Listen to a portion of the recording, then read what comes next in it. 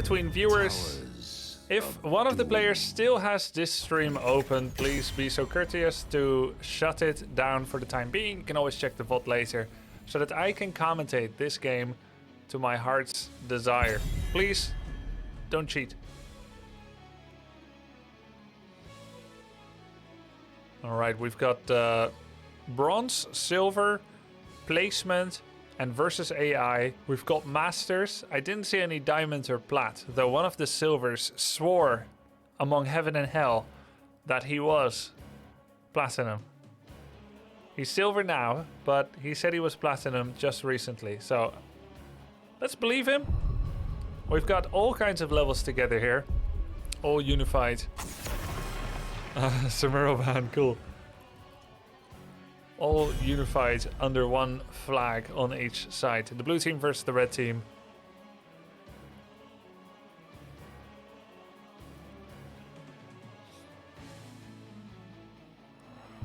GOHF, we've got a Samuro ban here on the right side by Jet Flash. By the red team. Thinking long and hard about the other ban. Our bronze 3 player, LA Open, is banning Cassia, which is a good general ban. Some of the top priority picks on Towers of Doom are, if you play well, if you play them well, if you play well with them, are things like Vikings, Abathur, and Deathwing. Also things that take sappers easily, like Greymane. Yeah, I like Greymane. I think Sonya is good here. Chromie is good. Samuro.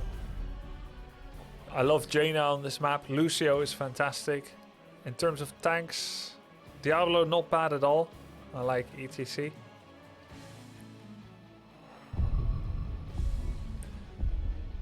You cannot see the picks they're showing as spectator, or they're not showing any. Yeah, cannot see. Cannot see. Hey, Giga. Yeah. Falstad ban. Yeah, Falstad's a good pick here. Let's see what's going to be the first pick for the red team. Imperius. King Grim grabs Imperius. Can be a solo laner or a main tank. And it's a strong early pick. Good power level, fairly flexible, and an overall badass mother trucker. How are they going to respond? Li Ming, a generalist, ranged assassin. A mage that can poke or finish. Very versatile. Always good. Decent wave clear. Safe.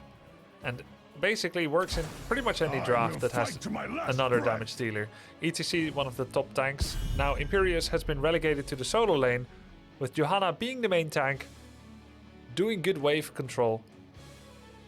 Johanna's Condemn, of course, allows any damage dealer to quickly blow up that wave. Just 2 people needed, Johanna and someone else. And Rhaegar, the best healer in the game at taking camps and clearing waves. I love Rhaegar on this map, together with Greymane as well. Good at taking Goblin Sapper camps, which can allow you to control the bottom lane, which is one of the most important aspects of Towers of Doom. Ana removed to deny the obvious Ana Li Ming value. Nano boosted Ming, quite good. Gets mana, gets CDR, and bonus spell power. We're gonna have a Tracer by Nano Me. Tracer can get blinded by Johanna, bit by Rhaegar, maybe blessed shielded by Johanna. She can get skewered by Imperius, but overall not the biggest threats against her. Tracer is scared of strong ranged auto attackers, and she's scared of reliable CC like Polymorph or Zul Root. It looks like it's kind of free for Tracer here, but Rainer's a good counter pick. Can push back and interrupt Moshpit, can put some damage on Tracer. As for Brightwing on the left here by LA Open, what do we think about Brightwing? It's a good having a global on this map. I'm worried for blue team having only one frontliner. Whatever Tricker's gonna go for, it has to be a solo laner, and it must be a frontliner. It's gonna be Zul. He's kind of a double laner. He's not the strongest solo laner. He's gonna be up against Imperius, and he will not enjoy that matchup, I think. He'll clear well, but that's about it. Zul will clear well, but now we are without a real solo laner for the blue team. Raynor and Jaina will be the damage dealers for the red team. Very, very solid combo, auto attack and mage with a little bit of extra slow. I love Jaina against ETC. He's got 2 mobility spells, the power slide and the face smelt, but he relies a lot on just normal movement, and Jaina slowing him really reduces his aggressive options, reduces his allowed exposure on the front lines.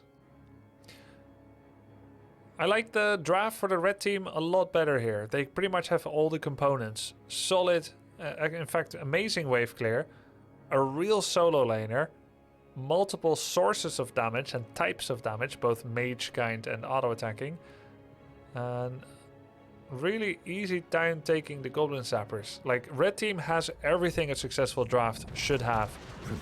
The blue team doesn't. There's not a real solo laner. Zul can do it, but he shines when he's allowed to be part of the 4-man.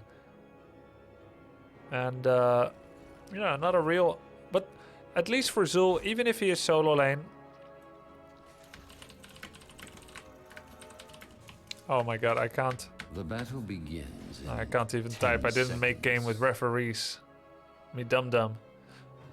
But there is Zul, there is Brightwing, there are global macro mechanics that will help the blue team. And although it is more difficult for them to execute, this is a more difficult execution team, the chances are there for Tracer to get some cool kills. So let's see how it goes. Good spotting there by Brightwing, checking where's Johanna. Tracer starting to load up her pulse bomb. Nice and early. Good damage there on Johanna. ETC goes in with the power slide on Raynor. Follow-up isn't there. Raynor uses Gladiator's Medallion and pops away already. Imperius doesn't. And the mid-skirmish is over. There's still minions and skeletons of the red team that the blues are trying to clear. And now the disengage. We see Zul and Imperius heading top. In the meantime, a small pause here. Yeah, level 1 medallion already by Raynor. We can see that he has it on a 300-second cooldown. It's always nice to see what can a team see. We see that the blue team knows roughly the red team is here, but not exactly where. Raynor now rotating mid. He gets spotted. Zul and Imperius already used his shield, did Zul. Now on a 30-second cooldown. But much easier time clearing the wave. Zul's doing a pretty good job. Getting a lot of damage here on Imperius. There's still the scythe. And Brightwing comes in trying to get the kill, but it was not completed. Raynor comes top to help out. As ETC is scouting in the mid against these 3. There we go with the Condemn, Blizzard, and Lightning Shield. And the Sapper clear by the blue team. Legoman and Nanomi going for the Sappers. Sappers were already grabbed by the red team. 2 top now. Brightwing doesn't have her trait back yet. It's on a 20-second cooldown. The talent she took is Hyper Shift. She'll get it back if she heals Zul. Meantime, Sappers exploding on the towers. ETC coming in from the back with the power slide. But he gets stopped in his tracks by Condemn. Sapper's still alive. Blizzard was already used. No one mid right now. All members are in the bottom lane. As Raynor and Imperius start the camp. Unbeknownst to Tricker and LA Open. They know not what is happening. They're afraid of that push. And they get the Goblin Sapper. Let's see what it's going to do. No one mid yet for either team. Oh, it's not about healing anymore. She needs to kill minions. Oh, they changed how Hypershift works. Thanks for the call out, Saina. Sapper's now gonna explode on the towers. 2 on the gate, 1 on the tower.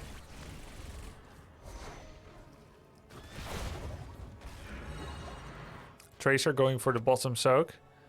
A little bit of healing too, of course. 4 of the red showing mid. Very equal on the XP. How are both teams going to split? Tracer with the priority clear. Is she going to immediately try to cap the altar? Yes, but little does she know, the entire enemy team is barreling down on her position. She sees 2 because they showed on the wave. Jet Flash did not know he showed on the wave. Perhaps Tracer pretty hard to kill anyway. Tracer actually thinking of going for an interrupt. This is 4 red players going for the bottom just because Tracer was there. And that means they give up the top altar. The macro decisions slightly in favor of blue team here. As Tracer does finally die, did try to arrest the red team's ascent to the top altar. Perhaps a sacrifice not needed, but made nonetheless. And Tracer will be having a small nap time. Experience fairly even. Zul gets away from the Raynor Imperious attack. Now, it is possible for Raynor and Imperious to stop killing minions, to park one player here, and force Zul to overextend all the way here, because he had this massive wave that pushed the lane away. And then Zul can't soak XP without getting maybe ganked from here by Johanna. But this is not what's happening. They're clearing the wave, but this does mean Imperious is free to leave the lane and go somewhere else. And that's probably the best thing he can do right now. Pushing into the lane after you clear minions so fast doesn't do a lot. So Imperious leaves and sees what he can do in the mid lane. Does a little bit of clear as he recognizes, hey, my team is busy grabbing a sapper at the middle of, at the bottom of the map. Imperious clearing here. He misses a whole wave top though. Slightly overstaying, now getting rooted. Trying to get away from the skeletons, but they keep disturbing him. 3 minions will be lost in XP. He mounts up, he joins his team. He says, screw it. What's lost is lost. Let's focus on the objective. It's a good call, I think. King Grim joins back up with his team. The 2 of them start an early fight. Some of them not in position to save them. Legoman, our master player here, getting attacked by Jet Flash, who I believe was also a master player. They do a lot of damage on each other, but it's Jet Flash that overextends, never chase a running Li Ming. And Jet Flash gets blown up. Now, does it mean that the blue team gets both of the altars? Legoman runs away.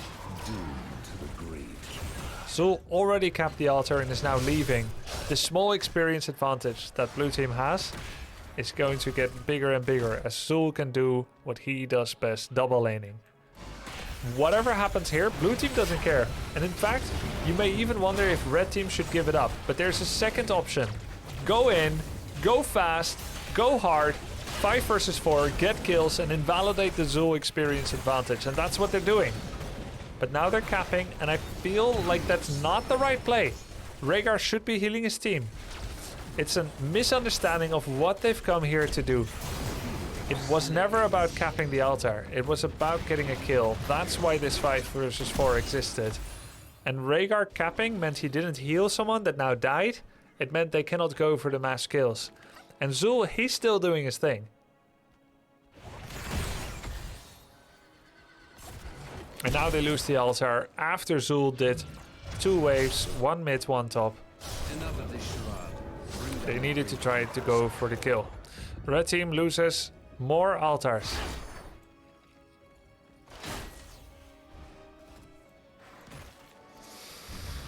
Zul's wave clear is oppressive when the team is busy with objectives. He wasn't that... Yeah, it wasn't that bad in the start when it's one-on-one. But as soon as you start focusing on the altar, it gets worse. There is no power...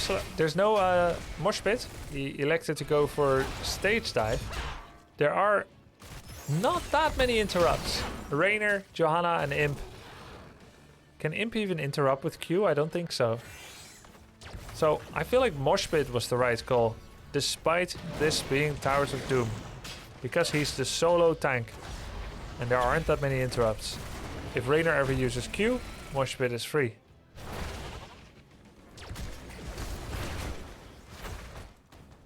Zul double laning, Imperious picking up the slack as well. Johanna's Blessed Shield is the key to get a kill here. He uses it on ETC that already used Power Slide. He stage dives on location instead of going away. Jet Flash and Tim 8 say thank you. We know exactly where you're gonna land. How about we aim all our spells? It was a clever escape by ETC to a not so clever location. It looked like he was gonna be the hero, but Now, he is dead, ult is used, but he'll be back on time for one of the objectives.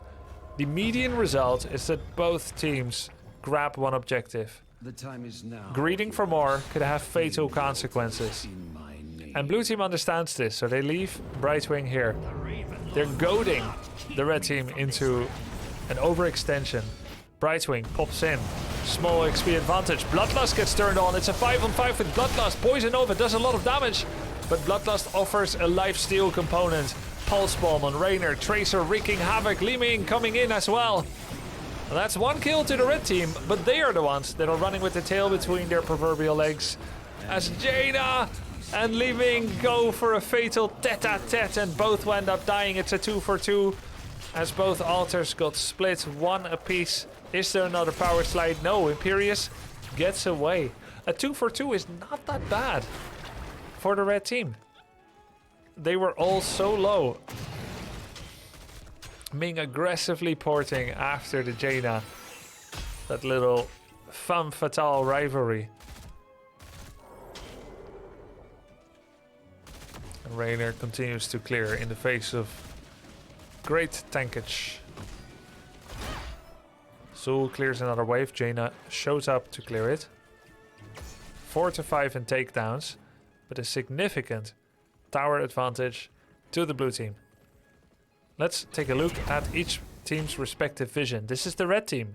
They see ETC Tracer mid. They see Zul top. And they do not go for Zul yet. They grab the altar, but they don't know where some of the players are. They're blind. Presumably, blue team is here on the sappers. Now let's look at the blue team. They see Johanna leaving the sapper camp and Imperius guarding it. Jaina's mid, Raynor's top. That means 2 max here on the sappers. After clearing this, they could engage quite heavily. Jaina is here. They could do a 4 versus 3, but they do not. Tracer goes in, power slide, but the follow-up isn't there. Pulse Bomb is missed. Now, red team barreling forward with all 5. This is a good time to fight. Tracer is getting blown up. Her recall used, her blink used. That's a great blessed shield by Johanna, recognizing she was overextended. Another stage dive into the team, even though he's almost already dead. And Bloodlust was turned on. A lead for the blue team disappearing with one stage dive after the next. As the sappers blow up into the walls. No greeting call by the red team, trying to get the tower first before grabbing the altar, just playing it safe despite being in a 5v3. Do they have enough push power? There's no minion wave anymore. Li Ming doing a lot of damage. Nice stun there on Li Ming by King Grim. That's a great stun. Team not 100% ready to follow up. He recognized she didn't have teleport anymore, having used Etherwalker to go forward. And Johanna gets left behind as the team is in various states of chaos and leaving already. Not a controlled departure here by the red team. And what should have been a glory moment turns to dust in their mouths. Poison Nova in the one-on-one, killing a fort. Now, this is not the worst thing in the world. This is what I call a pocket fort kill. You can save it until right before an altar.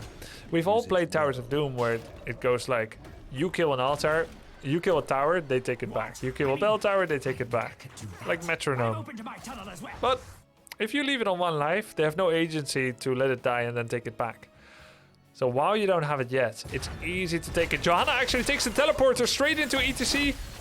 And Li Ming and Brightwing. That's not how you want to teleport. Does have that blinding heal, but it's not enough. Oh, Johanna, right in the midst. You could say she stage dove right into the enemy team. And that's such a bad time as well. During the triple altar. Trying to take the highway, but only taking the highway into death. Red team will be lucky to get 1 out of 3. And the blue team is letting them have it. Teammate channeling that altar. Imperius with the questionable engage in a 4 versus 5. Soon to be. Power slide. Imperius getting focused. Still has his ult. Uses it. Gets the shield. Jaina feeling like she wants to follow up, but now getting exposed against Tracer. Lots of damage on Antaro Adun by Imperius. Stage dive is still available. Bloodlust gets turned on. How is stage dive gonna get spent this time? Could be a disengage. Not bad by the red team for being down a person. Healing up slowly. Another stun on ETC. No stage dive to escape this time. He thought he had a free ticket out of delayed 3-second death. But they will not delay his death. The obvious boss here by the red team. Li Ming scouting that which you know must be happening. Raynor goes for the camp with that exterminator talent. Team 8 looking to put a bit of pressure. Imperius clears the minions to make the way free. Tower will go down, sappers will impact straight onto the fort. And Tracer trying to disrupt this rotation here. Rhaegar needs to be careful not to take too much damage. Pulse Bomb is available, Pulse Round.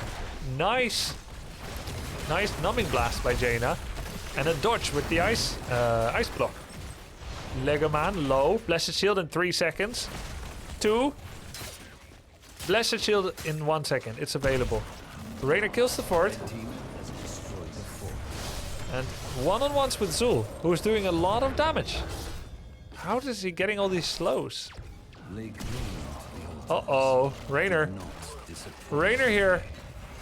Oh, the one-on-one. How did he get these slows? Jailers, huh? Damn. Oh, and Decrepify. Oh, meanwhile, though, we'll never know where ETC stage dove to. So Zul does his team a solid and gets the one-on-one on Raynor. But in the meantime, we see red team blowing up ETC and Tracer. A quick look at the kills shows us 11054 31400. Zul never died yet. Imperius and Rhaegar never died yet. And everyone else has had some form of afterlife experience. 5 forts for the red team. It's been quite a back and forth. 8 to 11 takedowns, but 20 health still on the core against just 9 on the red team. They're looking to drive the final nail in the coffin. If they get this tower, they will start shooting cannons at the enemy core. However, top was taken back, so it's no longer a win condition. Imperius with the forward stun. Missed it.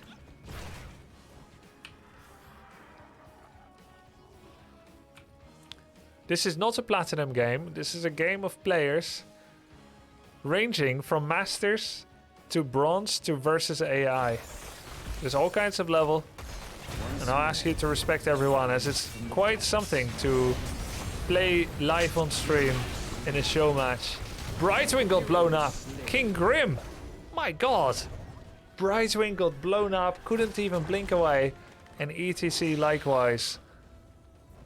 Core HP advantage yet to the blue team. But they're starting to lose out in the battles. Raynor has that execute damage. And Bounty Hunter. So much damage here. Imperius has picked up Brand of Solarion. And Johanna with the Radiating Faith. Boom, there we go. 10 shots. The near equalizer. Now, Sappers with 2 dead. These Sappers have a really good likelihood of pushing over the finish line. Tracer and Zul doing what they can, but Zul in particular needs to be careful. Can he survive a big engage? Radiating Faith is still available. But Knex is running back. Oh, there we go. Blessed Shield on Tracer, but the Condemn misses. He held that a little bit too long. Zul was his main target. King Grim forced to ult. Sapper still here. Legoman starting to clear. Tracer flanking on Jaina. And the Sappers have been dealt with. Great job by the blue team. Meanwhile, Raynor just doing a little bit of defense. And now the red team finally getting drawn back. Who took this Sapper camp? It was Alorti, wasn't it? Perhaps he should have been with his team rather than taking a second delayed Sapper camp. And had he been with his team, maybe they can definitively go for a kill. But no harm done. We're passing the 18-minute mark, the level 21 mark. And we've got 10 versus 9 altars. 10 versus 9 core HP. Look at what the blue team sees. They do not know that the red team is right underneath them. Now Imperius comes in. Zul sees it, spots it, uses the bone prison. Imperius goes for ETC. He takes a lot of damage. He goes back. Bloodlust. Blue team needs to disengage. Can they? Tracer, Brightwing trying to run. Brightwing does not have Blink Heal. It's trying to get away but can't. And is getting hunted down by Raynor and the Water Elemental. Brightwing deleted. But she can teleport back soon. The altar is coming. Your cannons are firing is a weird message. That's not what's happening.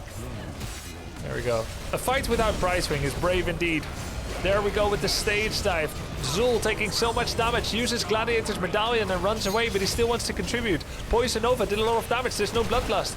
Lego Man with the flank. And Deathmosh. ETC did go down. Oh, Li Ming! Can Li Ming make some plays? He gets Rhaegar. Now it's a 1-for-1. Brightwing is still coming back fairly soon.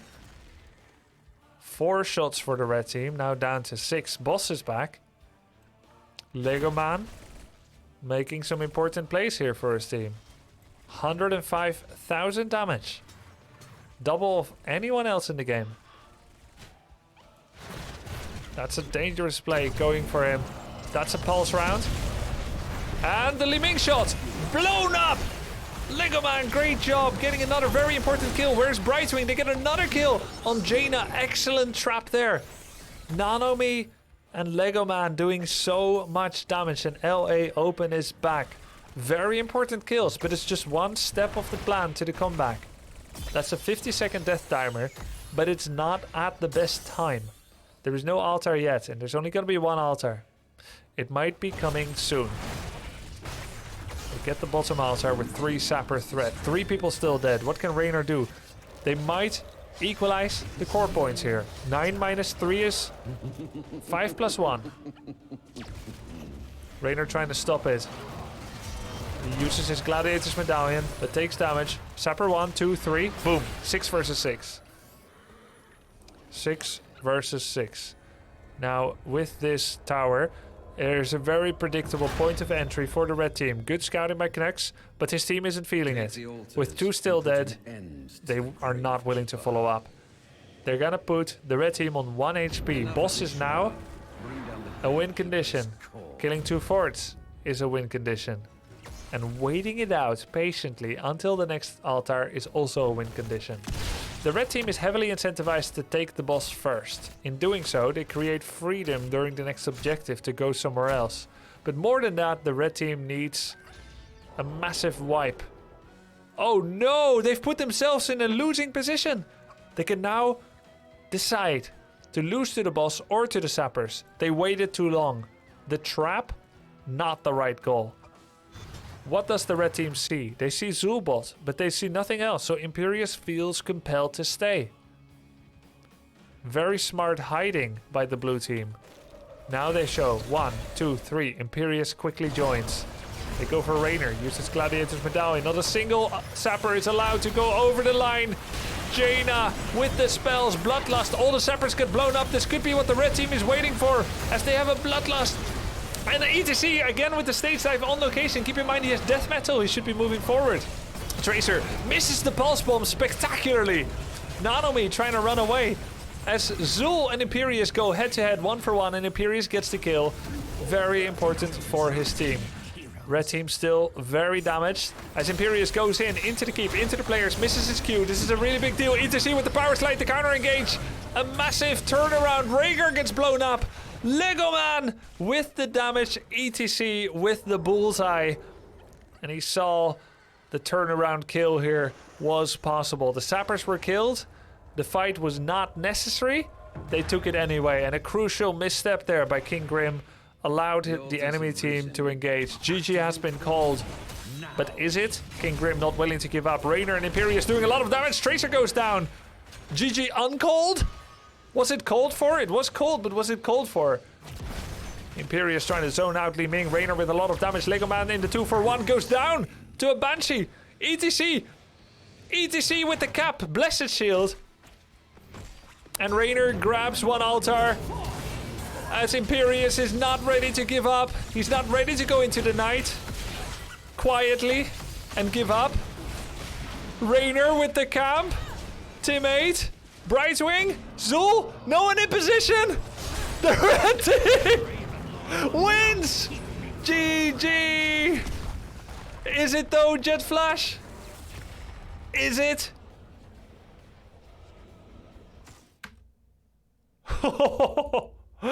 Big oof there. As the turnaround is complete. Just HOTS things. Just Tower of Doom things. Team 8. King Grim will not go quietly into the night. King Grim is like, no. They 2 for 2. 2 versus 1. 2 versus none. And Knucks held the fort. Alorti and Knucks held on the right side. And managed to delay for long enough for Imp and Rainer to do the dirty business and join back in.